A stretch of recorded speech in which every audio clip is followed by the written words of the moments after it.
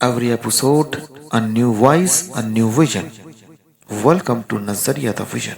Scriptures के सफर में हमने पिछले हिस्से में समझा कि ग्रंथों का असली मकसद क्या है और क्यों उसकी सीख हमारी जिंदगी में उतर नहीं पाती। आज के इस दूसरे हिस्से में हम और गहराई से जानने की कोशिश करेंगे कि क्या ग्रंथ सिर्फ धर्म तक सीमित है या आज के जमाने की कॉरपोरेट दुनिया, टेक्नोलॉजी और सामाजिक जीवन में भी उनका रोल है। स्वागत कीजिए फिर से प्रोफेसर गीतिका जी का, जो हमें रोशनी भरे सफर में आगे ले चल रही हैं। मैम, आपको एंटरप्रेन्योरशिप और मैनेजमेंट में एक अथॉरिटी है, तो क्या स्क्रिप्चर्स की वैल्यूज जैसे ऑनेस्टी, अकाउंटेबिलिटी और फेयरनेस? इसका जवाब तो हमेशा मैं हाँ में ही कहूँगी जी कि ऑनेस्टी, अकाउंटेबिलिटी और फेयरनेस को आप किसी भी एक्टिविटी में इंटीग्रेट ना कर सके। मुखिया मुख सो चाहिए, खान पान को एक, पालई पोषई सकल अंग, तुलसी सहित विवेक। हम जो कुछ पढ़ रहे हैं उसको हम समझें, उसमें हम अडॉप्ट फील करें उसको, हाँ, उसको एब्जॉर्ब करें उसको। इतना अहंकार, इतनी बड़ी ईगो कि स्वयंभू कह ले स्वयं को। तो अभी तो जैसे हम लोगों ने कहा कि मिट्टी से ही बने हैं, मिट्टी में ही मिल जाएंगे जी, है ना, बचेगा कुछ भी नहीं। क्योंकि हम अच्छी वैल्यूज को ले लेंगे और फिर हम जिस भी स्क्रिप्चर से हमको मिल रहा है उससे हम प्रसंग बनाएं। या तो हम ये कर सकते हैं, हम लोग क्या समझते हैं कि आपने कुछ आसन करे, कुछ ब्रीदिंग एक्सरसाइज करें, हम उतना ही योग समझते हैं ना। प्रयास करते रहिए, सफलता जरूर मिलेगी आपको, है ना। लीडर ऐसा होना चाहिए कि मैंने आज आंख बंद करी, कल 3 लीडर और खड़े हैं आगे बढ़ाने। सबसे बड़ा लीडर वही है जो लीडर बनाए। आइए सुनते हैं कुछ ऐसी बातें जो सिर्फ कानों से नहीं, दिल से महसूस होती है। मैम, आपको एंटरप्रेन्योरशिप और मैनेजमेंट में एक अथॉरिटी है, तो क्या स्क्रिप्चर्स की वैल्यूज जैसे ऑनेस्टी, अकाउंटेबिलिटी और फेयरनेस तो आज के बिजनेस और गवर्नेंस में इंटीग्रेट की जा सकती है? मतलब, और अगर हाँ आप कहती हैं तो आपका एक्सपीरियंस इसके ताल्लुक से? देखिए, इसका जवाब तो हमेशा मैं हाँ में ही कहूँगी जी, क्योंकि ऐसा तो कोई कहीं ऐसी हिंड्रेंस, कोई रुकावट है नहीं कि ऑनेस्टी, अकाउंटेबिलिटी और फेयरनेस को आप किसी भी एक्टिविटी में इंटीग्रेट ना कर सके। और बिजनेस है, मैनेजमेंट है, उसमें तो 100% आपको इंटीग्रेट उसे करना ही चाहिए। क्योंकि अगर जो लीडर है वो अगर इक्विटेबल नहीं है, फेयर नहीं है, लीडर का काम क्या है? लीडर का काम है रिसोर्स एलोकेशन, लीडर का काम है टीम बिल्डिंग, लीडर का काम है मोटिवेट करना। तो अगर लीडर डिस्क्रिमिनेट कर रहा है, डिस्क्रिमिनेशन किस पे? जैसे कि मैंने पहले भी आपसे कहा था, डिस्क्रिमिनेशन हो क्वालिटीज के ऊपर, डिस्क्रिमिनेशन हो एफिशिएंसी के ऊपर, कि किस काम को कौन अच्छा कर सकता है ना। वो तो ठीक है, तो वो तो डिस्ट्रीब्यूशन ही, डिस्क्रिमिनेशन नहीं हुआ। तो अगर वो किसी भी वजह से डिस्क्रिमिनेशन कर रहा है तो इसका मतलब है कि वो इक्विटेबल नहीं है, वो फेयर नहीं है, वो जस्ट, जो फेयर नहीं है वो जस्ट भी नहीं है। तो ऐसा लीडर कभी भी लीडर नहीं हो सकता। क्योंकि लीडर कौन है? जिसके फॉलोअर्स हों। Leadership is by followership. अगर किसी को कोई फॉलो नहीं कर रहा है तो वो लीडर नहीं है ना। वो अपने आप को नेता माने, मगर नेता के पीछे कोई भी नहीं चलने को तैयार है, नेता की कोई सुनने को तैयार नहीं है, तो वो नेता नहीं है। अभी आजकल के वालों को तो हम लोग पॉलिटिशियन कहते हैं, नेता तो नहीं, मैं तो मैनेजमेंट में ही हूँ, मैं पॉलिटिक्स में गई नहीं। मैं मैनेजमेंट में ही हूँ। पॉलिटिक्स वाले नेता की बात हम लोग नहीं करेंगे, वो मेरा बिल्कुल सब्जेक्ट नहीं है। आप समझिए, मैंने 8th के बाद पॉलिटिकल साइंस का कुछ भी नहीं पढ़ा है, वो मेरा एरिया नहीं है जी। तो मैं मैनेजमेंट में ही रहती हूँ, वहीं के नेताओं की बात कर रही हूँ। लीडरशिप का मतलब मैनेजर, जैसे कि मैं डीन थी, मैं हेड थी, तो I was also a leader in my own capacity जी। उस तरीके की लीडरशिप। तो आपकी जो फैकल्टी थी, आपके सबऑर्डिनेट्स, तो उनका डिस्ट्रीब्यूशन ऑफ वर्क फेयर होना चाहिए, उनको जो रिसोर्स एलोकेशन है वो फेयर होना चाहिए, है ना। और जो एबिलिटीज हैं, उनकी एबिलिटीज हैं, जिस काम को ज्यादा अच्छा कर सकता है, आइडेंटिफाई भी हमें करना है, उससे वो काम देना है। तो इसमें मैं आपको एक देती हूँ, एक ये मेरे फेवरेट भी हैं, ये कम लोगों ने सुना होगा, ये रामचरितमानस का ही है। मुखिया मुख सो चाहिए, खान पान को एक। मुखिया मुख सो चाहिए, खान पान को एक, पालई पोषई सकल अंग, तुलसी सहित विवेक। तुलसीदास जी कहते हैं मुखिया यानी लीडर कैसा होना चाहिए, मुख की तरह। हम जो कुछ भी खाते हैं, जो कुछ भी पीते हैं, वो सब मुख के थ्रू खाते हैं, पर क्या मुंह अपने पास कुछ भी रखता है? अगर मुंह अपने पास रख ले तो सड़ जाएगा जी। वो। क्या उसका काम क्या है कि लग ये रहा है कि सब कुछ मुंह खा रहा है, लेकिन जा कहाँ रहा है, शरीर के सारे अंगों को, हमारी स्किन से लेके बोन सब जगह वो जिसको जैसी जरूरत है वैसा वो डिस्ट्रीब्यूशन कर रहा है। तो कहते हैं कि ऐसा ही लीडर होना चाहिए। तो लीडर का मेन काम क्या है कि वो सबको, जैसे मैंने शुरू में कहा, साथ लेके चलना, team building, motivation, resource allocation. तो ये इसमें आप बताइए, अगर फेयरनेस नहीं होगी तो कैसे होगा? मुखिया कहे नहीं गला मुझे फेवरेट है, मैं तो गले में ज्यादा दूंगा, हार्ट को कम दूंगा, या हार्ट फेवरेट है, लंग्स को कम दूंगा, तो ऐसे तो नहीं चलेगा, है ना? तो फेवरेटिज्म से तो फिर इक्वालिटी नहीं होगी। तो लीडर को तो लीडर के ये 3 गुण होने ही चाहिए कि वो इक्विटेबल हो। मैं इक्वालिटी से ज़्यादा इक्विटी को हमेशा इम्पोर्टेंस देती हूँ। उसकी वजह ये कि इक्वालिटी में कभी कभी थोड़ा सा डिससेटिस्फेक्शन आ जाता है। इक्विटी जो है वो इक्वालिटी का एक एनहेंस्ड चीज़ है कि जैसी जिसको ज़रूरत है उसको उतना मिले। तो इसलिए लीडर को इक्विटेबल होना चाहिए, फेयर होना चाहिए और जस्ट होना चाहिए। और फाइनली अकाउंटेबिलिटी, तो मैं इसको एक बेसिक कंडीशन मानती हूँ कि अकाउंटेबिलिटी तो होनी ही चाहिए कि मैंने जो किया I am accountable for that. अगर लीडर हैं आप तो अकाउंटेबिलिटी तो आपकी है ही। आप दूसरे पे, जैसे कि आप ये समझिए कि अपना उदाहरण देना गलत है इसलिए अपना नहीं दूंगी, लेकिन मैं ये बात कह रही हूँ कि अगर मान लीजिए टीम में किसी से भी कोई गलती हो गई, चूक हो गई, डेडलाइन नहीं मीट हुई या कहीं पे कुछ रिपोर्टिंग में गलती हो गई, तो आप उसको तो अलग से कहिए, लेकिन पब्लिक के सामने it is your mistake, you have to own it. आपने उसको अप्रूव किया था। तो अकाउंटेबिलिटी हमेशा लीडर की है। You delegate power, you delegate authority, but you don't delegate responsibility. Responsibility will always be with you. तो हम आगे बढ़ते हैं कि आज की यंग जनरेशन के लिए जो फास्ट पेस्ड डिजिटल दुनिया में है, तो वो इस स्क्रिप्चर से क्या लेसन ले सकती है, क्या लेसन लेना चाहिए उसको? उनको तो सारे लेसन ले लेने चाहिए, क्योंकि देखिए एक तो मैं डिजिटल के बड़े फेवर में हूँ इस मामले में कि उससे स्पीड तो बढ़ गई, ट्रांसपेरेंसी भी बढ़ गई, है ना? अब आज जो कुछ भी मैं यहाँ कह जाऊँगी मैं उससे मुकर नहीं सकती, क्योंकि आप इसको यूट्यूब अकाउंटेबिलिटी भी हो गई, है ना? तो डिजिटल तो ठीक है, उसमें तो कोई दोष नहीं है, लेकिन ये ज़रूर है कि अब जो यंग जनरेशन है वो अभी फॉर्मेशन एज में है, तो उनके लिए कुछ चीज़ें हैं, जैसे कि जो सबसे बड़ी एक चीज़ है जिसको मैं कहना, अकाउंटेबिलिटी को तो मैं उनके लिए भी कह ही रही हूँ, पर उससे भी ज़्यादा मैं उनको ये कहना चाह रही हूँ कि वो ग्रेटफुलनेस अपने अंदर लेकर आए। शुक्रगुजारी, ग्रेटिट्यूड बहुत ज़रूरी है। यंग जनरेशन को बिल्कुल ये लगता है कि सब कुछ मेरा राइट है, कुछ भी ग्रेटिट्यूड नहीं है किसी भी के लिए, माँ बाप के लिए नहीं है, भाई बहन के लिए नहीं है, पड़ोस के लिए नहीं है, समाज के लिए नहीं है, और तो और प्रकृति के लिए भी नहीं है। हम इतना सस्टेनेबिलिटी पे एम्फेसाइज कर रहे हैं, लेकिन सस्टेनेबिलिटी कहाँ से आएगी? सस्टेनेबिलिटी कैसे होगी? आप समझिए 30वें साल से हम सस्टेनेबिलिटी की बात कर रहे हैं, यूनाइटेड नेशन भी सस्टेनेबिलिटी की बात कर रहा है, और हम अचीव क्या कर रहे हैं?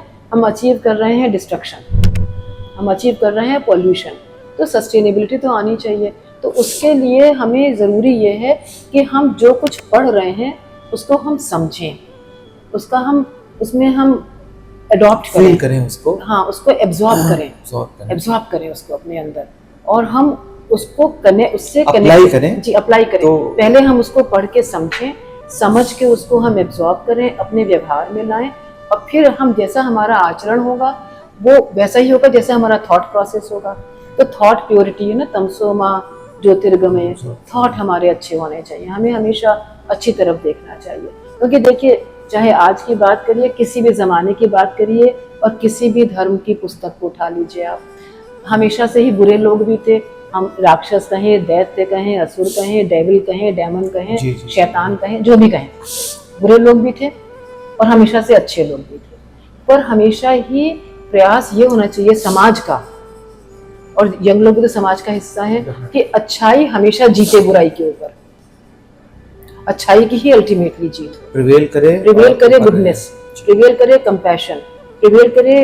और तभी होगा जब हम ग्रेटफुल होंगे कि हमें जो कुछ मिला वो हमें कहाँ से मिला, वो हमें इस नेचर से मिला, है ना। जैसे कि जल पवित्र है तो अमृत के समान है, धरती पवित्र है तो वो हमारे सोना उगल रही है, अगर एयर है तो हम ब्रीद कर पा रहे हैं, हमारी सांसें तभी चल रही हैं, है ना, हमारी हेल्थ इसी पे डिपेंडेंट है। तो अगर वो उनको ग्रेटिट्यूड है तो मैं ये समझती हूँ कि वो लर्निंग करेंगे।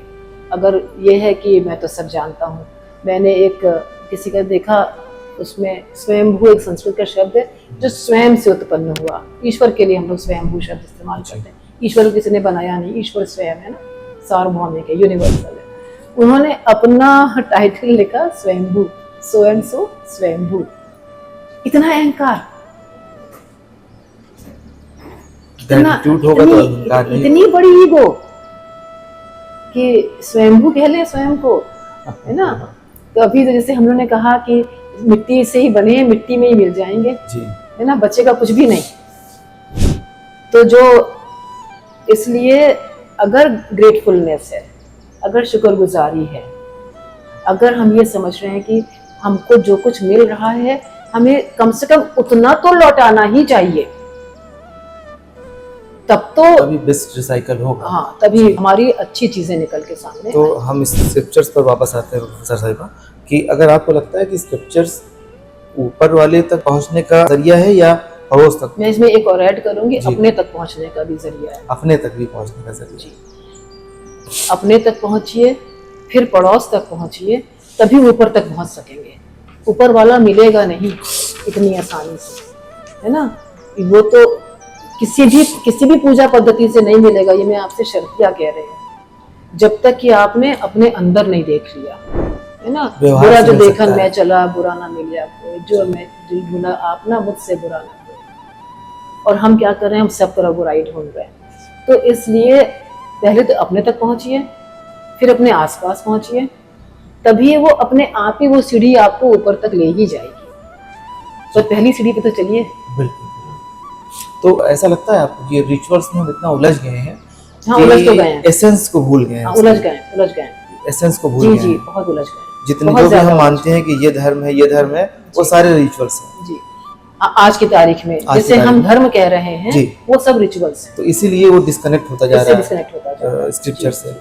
तो स्क्रिप्चर्स को अगर कोई आप चाहें कि नेटफ्लिक्स की सीरीज बनाए, तो इसमें मतलब प्रैक्टिस में कैसे उतारा जाएगा उसको, कहाँ से शुरू करेंगे, फिर क्या करेंगे? कितने एपिसोड की सीरीज बनवा रहे हैं? अरे बहुत एपिसोड तो ये तो चलता ही रहेगा। नहीं तो कुछ गिनती दीजिए तो सीरीज में शुरू करोगे कहाँ से शुरू किया जाए? शुरू तो किया जाए। तो पहली तो सवाल ये है कि हमें पहले तो ये समझना, ये पहला एपिसोड हम ही लोगों का है ये। जी चलिए ठीक है। तो हमें ये समझना है कि हमें स्क्रिप्चर्स की बात करनी है जी, कि हमें वैल्यूज की बात करनी है, कि हमें एक्शन की बात करनी है। ना मतलब एक्शन नहीं, देखिए स्क्रिप्चर मैं ऐसे इसको डिफरेंशिएट कर रही हूँ कि हमें सिर्फ वेद ले लेने हैं या हमें सिर्फ कुरान ले लेनी नहीं है, कि कुरान की आयत, जैसे आप आयत कहते हैं ना, ऐसे ही हम लोग वेद में वेद की ऋचाएं ले ली या कुरान की आयत ले ली। और मेरे यहाँ पे थोड़ा प्रसंग तो नहीं, पर मुझे ध्यान आ गया कि मेरे फादर जो थे वो बड़े रिलीजियस आदमी थे, तो वो बड़ी उन चीज़ों की चर्चा करते थे घर में, और मुझे इतना अफसोस होता है कि मैंने कभी उसको लिखा नहीं। तो वो बताते थे कि देखो ये बिल्कुल के बिल्कुल ऐसा ही दूसरी भाषा में लिखा हुआ है, इतनी समानता। तो वो ये कहाँ आया, वो कहाँ आया, कौन सा देश, कौन सी जमीन, कौन सा काल, तो मूल, इसलिए वैल्यूज तो सब सेम है, वैल्यूज कहीं भी भिन्न नहीं है, कहने का तरीका अलग है, रिचुअल्स अलग हैं जी, रिचुअल्स अलग है, हाँ कैसे कर रहे हैं, है ना, वो अलग है। तो इसलिए पहले हमें ये सोच लेना होगा कि हम अच्छी वैल्यूज को ले लेंगे और फिर हम जिस भी स्क्रिप्चर से हमको मिल रहा है उससे हम प्रसंग बनाएं, या तो हम ये कर सकते हैं, है ना। और मुझे लगता है कि हम बेसिक से शुरू करना चाहिए, बेसिक से शुरू करना चाहिए। जो आपने कहा कंपैशन, आपने जी, कहा justice, justice, fairness, fairness, equality, equity, और सबसे पहले आपने कहा ट्रुथ। ट्रूथ, तो आपने श्लोक भी सुनाया, श्रोत भी सुनाया। तो वो तो कॉर्पोरेट दुनिया में फिर वापस आते हैं, कॉर्पोरेट दुनिया में सबसे ज़्यादा सुना जाता है प्रॉफिट, ग्रोथ और मार्केट शेयर। तो स्क्रिप्चर में इसकी क्या अहमियत है, इस पर सबसे ज़्यादा जोर किस चीज़ पर दिया जाता है, इनमें से कुछ लिया जाता है कि नहीं लिया जाता? देखिए, प्रॉफिट से शुरू करते हैं। जी गीता में बहुत कहा गया है इसके बारे में। प्रॉफिट को जिस भाषा में हम अब अकाउंटिंग में एक्सप्लेन करते हैं कि रेवेन्यू माइनस कॉस्ट, उस तरीके से नहीं, लेकिन लाभ के अर्थ में देखें जी। कि कुछ भी बिजनेस है तो वो उसकी कुछ कॉस्ट है और उसमें कुछ रेवेन्यू है, बेच रहा है वो सामान, लेकिन कहीं हर जगह ही हर एक ही गतिविधि में कुछ ना कुछ कॉस्ट है और कोई ना कोई उसका आउटकम हो ही रहा उसका है। है ऑप्टिमाइज करना हाँ, profit को। करना। तो जो भी आउटकम है वो जितना सेक्रीफाइस किया गया उससे कुछ तो ज्यादा होना चाहिए, जी। तब तो आगे बढ़ेगा। तो जब प्रॉफिट है तो ग्रोथ होगी, और ग्रोथ है मार्केट शेयर, तो पॉपुलैरिटी की बात है, मैं मार्केट शेयर पे इतना नहीं जी। बोलना चाहूंगी, इन्हीं दोनों पे रहूंगी। ग्रोथ पर और जी, प्रॉफिट। तो मैं सबसे पहले आपको ये बताऊं कि हम लोग योग, है ना, इंटरनेशनल योग डे अभी जून में मनाया, जी और योग को हम लोग क्या समझते हैं, आपने रिचुअल्स की बात कही थी, मैं वहां से शुरू करूंगी तो प्रॉफिट पे आऊंगी। योग को हम लोग क्या समझते हैं कि आपने कुछ आसन करे, कुछ ब्रीदिंग एक्सरसाइज करें, जी हम उतना ही योग समझते हैं ना आमतौर से। आमतौर से। तो वही है कि ये पहली सीढ़ी भी नहीं है, ये केजी भी नहीं है, ये प्ले स्कूल है योग का, क्योंकि इससे सिर्फ कंसंट्रेशन आपका शुरू हो रहा होता है।